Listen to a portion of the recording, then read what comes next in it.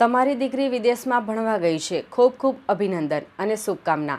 શહેરમાં કોઈ સાથે ખોટું નહીં કરતા તો ઈશ્વરની શક્તિ તમારી છોકરી સાથે ખોટું નહીં થવા દે. ભગવાનથી પ્રાર્થના, કોઈનું કરેલું કોઈના બાળ બચ્ચાએ ભોગવવું ના પડે.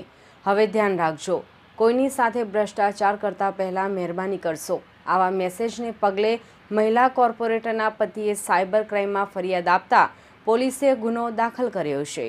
આ ગુનામાં સાયબર ક્રાઇમે વરિયાળી બજાર હોડી બંગલા ખાતે રહેતા એક બિલ્ડર નામે રિફાઈ મુહમ્મદ અશફાક નઈમુદ્દીનને નોટિસ આપી છે. ભાજપના મહિલા કોર્પોરેટરના પતિને જે મેસેજ આવ્યા છે તે ડમી નંબર પરથી આવ્યા છે, જે નંબરનો ઉપયોગ બિલ્ડર કરતો હતો. બિલ્ડરે આ મેસેજ કર્યા હોવાની પણ વાત પોલીસે જણાવી છે. હાલમાં સાયબર ક્રાઇમે બિલ્ડરને નોટિસ આપી છે. મહિલા કોર્પોરેટરના પતિને મોબાઈલો, વોટ્સએપ પર આવેલી ગર્ભિત ધમકી અને દીકરી પર કેનેડામાં થયેલા હુમલા બાબતે ફરિયાદ આપી છે, જેના આધારે સાયબર ક્રાઇમે તપાસ શરૂ કરી છે. કેનેડામાં સ્પ્રે છાંટી 3 વખત હુમલો થતાં ભારત આવી મહિલા કોર્પોરેટરની દીકરી કેનેડામાં ફિઝિયોથેરાપીનો અભ્યાસ કરે છે. 27મી જુલાઈ 2024 કેનેડામાં મહિલા કોર્પોરેટરની પુત્રી પર 3 અજાણ્યાએ આંખોમાં પેપર સ્પ્રે છાંટી ભાગી ગયા હતા. ત્યાર પછી વર્ષ 2025માં કેનેડામાં મહિલા કોર્પોરેટરની દીકરી પર હુમલો કરવાની કોશિશ કરી હતી. ઓક્ટોબર 2025માં ફરી એકવાર કોર્પોરેટરની દીકરીનો પીછો કરી તેની ગાડીને ટક્કર મારી ભાગી ગયા હતા. મહિલા કોર્પોરેટરની દીકરી ભારત આવી હતી. ભૂપેન્દ્રભાઈ રાવતકા. શું હકીકત છે, કઈ રીતની ઘટના ઝાંકી? આ તો 2023થી એક અજાણ્યા નંબર પરથી મારા વોટ્સએપ પર મેસેજ આવતા હતા, બરાબર.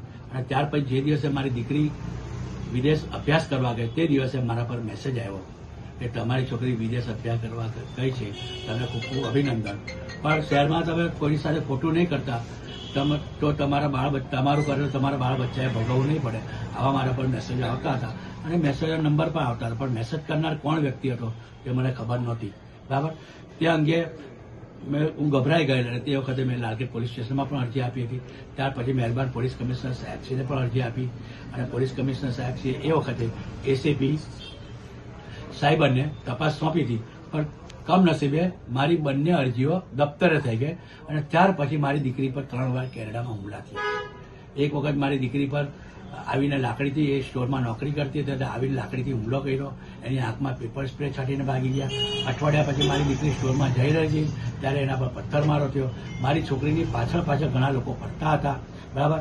અને ત્યાર પછી નવેમ્બર મહિનામાં જ્યારે મારી દીકરી નોકરી કરીને એના ઘરે પરત થઈ રહી હતી, તે સ્કૂટર પર જઈ રહી હતી, એ વખતે જે એની પાછળ ફરતા હતા તે લોકોએ એનો પીછો કરી અને એને ડરાવવાનો ધમકાવવાની કોશિશ કરી અને મારી છોકરી પર ગાડી ચડાવવાની કોશિશ કરી, બરાબર. અને મારી છોકરી પડી ગઈ અને એને જમણા ખભે ફ્રેક્ચર થઈ ગયું હતું અને મેં સારવાર માટે એને પાછી બોલાવી અને પાછી ડિસેમ્બરમાં મારી છોકરીને મેં પાછી મોકલી એનો અભ્યાસ પૂર્ણ કરવા માટે.